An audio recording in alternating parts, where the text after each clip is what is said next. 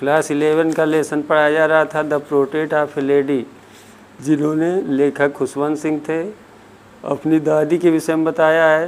5वें पैसेज से था, when my parents were comfortably settled in the city, जब मेरे माता पिता, पहले माता पिता दादी को और इसको छोड़कर शहर चले गए थे, तो बता रहा है कि जब आराम से वहाँ पर व्यवस्थित रूप से रहने लगे।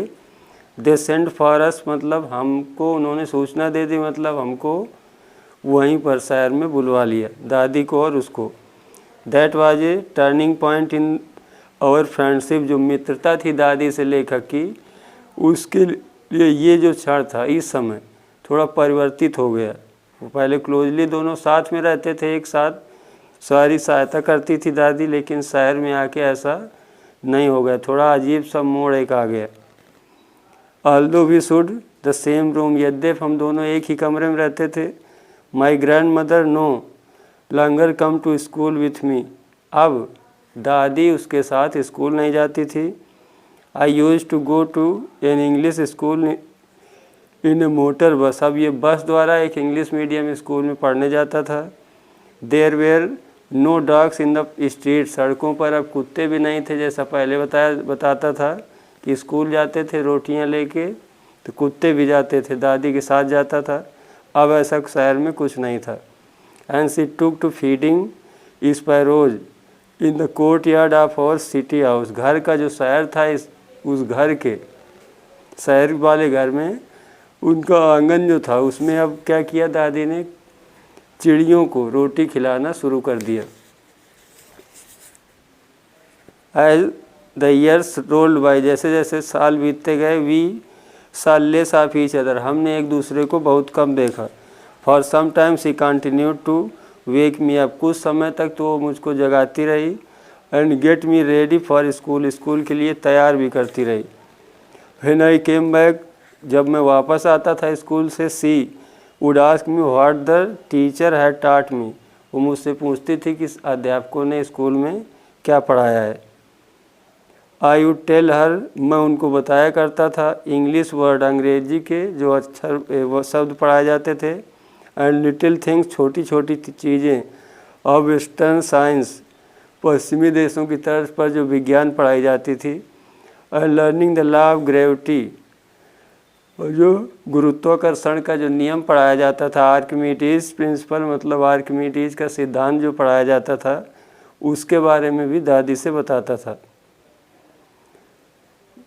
The world being round etcetera लिखा हुआ है, मतलब पृथ्वी गोल है, ये भी शिक्षा दी जाती थी। तो सारी चीज़ें छोटी छोटी बताया करता था। दिस मेड हर अनहैप्पी, इन बातों से दादी बहुत ही नाराज़ हो गई, अब खुश नहीं रहने लगी। She would not help me with my lesson, क्योंकि जो पाठ दिए जाते थे दादी मदद नहीं कर पाती थी लेखक की, क्योंकि नई नई चीज़ें दादी ने कभी नहीं जानी थी, अब वो पढ़ता था लेखक। She did not believe in the things they taught at the English medium school, जो इंग्लिश मीडियम स्कूल में मुझे शिक्षा दी जाती थी उस पर दादी विश्वास नहीं करती थी। जैसे कि बताया जाता था कि पृथ्वी गोल है, अब पश्चिमी सभ्यता के बारे में इन सब चीज़ों से वो नफरत करती थी, उनको विश्वास ही नहीं होता था, क्योंकि उनको कभी उन्होंने पढ़ा ही नहीं था कि पृथ्वी गोल है या पृथ्वी घूमती है, तो इससे उसमें रुचि नहीं रही उनकी। She did not believe in the things they taught at the English school and was distressed that, और वो विचलित हो गई कि there was no teaching about God and the scriptures, की ना तो किसी धार्मिक ग्रंथों की कहानियाँ बताई जाती थी और ना ही भगवान के विषय में जानकारी दी जाती थी। वन डे आई अनाउंस, एक दिन आकर स्कूल से लेखक कह रहा है, मैंने ये बताया that we were being given music lesson, कि हमें संगीत का पाठ सिखाया जा रहा है, संगीत के विषय में। शी वॉज वेरी डिस्टर्ब, इस बात को सुनकर बहुत ही विचलित हो गई दादी। टू हर, उनके लिए म्यूजिक हैड लेविड एसोसिएशन का मतलब है संगीत, उस समय नाचना गाना ये बहुत ही निकृष्ट कार्य था। It was the monopoly of harlots लिखा है एंड बेगर्स, मतलब जो वैश्याएँ उस समय होती थी ये काम गाने बजाने के या तो भिखारी करते थे या फिर वैश्याएँ करती थी, ये उनका पेशा होता था। तो दादी को बहुत ख़राब लगा कि हमारे बच्चों को भी वही चीज़ें सिखाई जा रही हैं। And not meant for gentle folk, इससे सभ्य लोगों का कोई मतलब नहीं था नाच गाने से, इसलिए दादी बहुत ही दुखी हो गई। सी सेड नथिंग, उन्होंने कुछ कहा तो नहीं, बट हर साइलेंस मीन्ट, लेकिन उनकी असहमत, जो शांत रहीं उनकी शांति का मतलब था डिसअप्रूवल, मतलब सहमत नहीं थी, कुछ बोली नहीं लेकिन खुश नहीं थी वो।